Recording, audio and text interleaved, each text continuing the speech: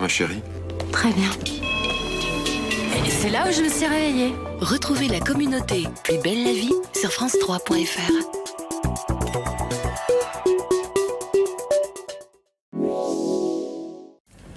Excusez-moi, c'était bien Plus belle la vie sur France 3 avec la Mutuelle Générale? Oui.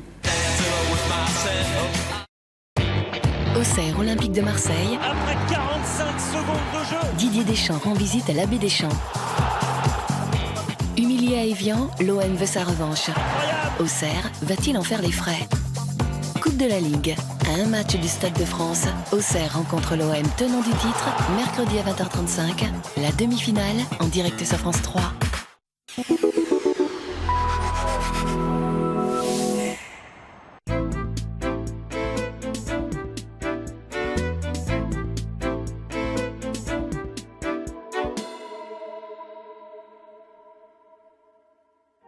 Des gens très bien, Alexandre Jardin aux éditions Grasset. Nul n'ignore que vous êtes le fils de Pascal Jardin, le petit-fils de Jean Jardin, et votre grand-père a été directeur de cabinet du président du Conseil au début de l'occupation, donc de Pierre Laval. Dans ma famille, il y a eu trop de romans parce que le réel, à un moment donné, n'était pas soutenable.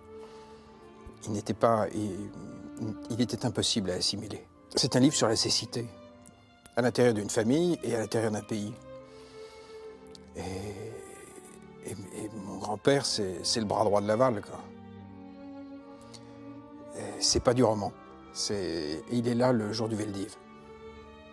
C'est-à-dire la rafle des Juifs parisiens, français ou étrangers, par la police française. Et il ne démissionne pas. Il va rester plus d'1 an encore.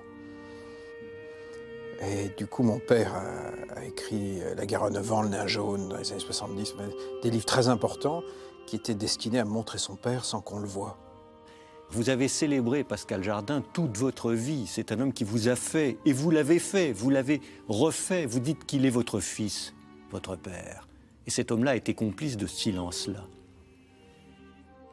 Il a écrit des livres spectaculaires qui montrent son père sans que les mots juifs ou Veldiv soient quasi... Veldiv, évidemment, ça n'est pas écrit. Et toute la France, à l'époque, a besoin de lire les livres de papa. La France a envie d'aimer ses parents, quoi qu'ils aient fait. Donc les Français vont lire ça, quoi. Et finalement, la cécité nationale est telle qu'il y a des choses qu'on ne peut pas voir à certains moments de l'histoire. Et tout ça a été mon énorme problème, c'est que je ne comprenais pas pourquoi il n'y avait pas de mauvaise conscience dans ma famille. Et je finis par comprendre que cette immense saloperie a été promue, mise en œuvre par des gens qui ont mobilisé beaucoup de morale. Ils ont cru faire le bien. C'est effrayant. C'est encore pire. Si vous voulez brûler une synagogue, vous prenez 3-4 excités et des malades mentaux. Bon. Si vous voulez passer à de l'antisémitisme d'État, vous avez besoin de mobiliser les gens très bien.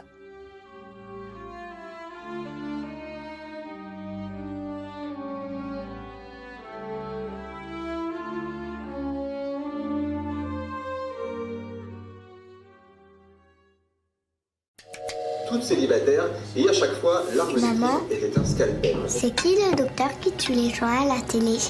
Je suis content de vous avoir rencontrés. Dès que je vous ai vus, j'ai su que c'était pas pour rien. D'abord, une rencontre des plus banales.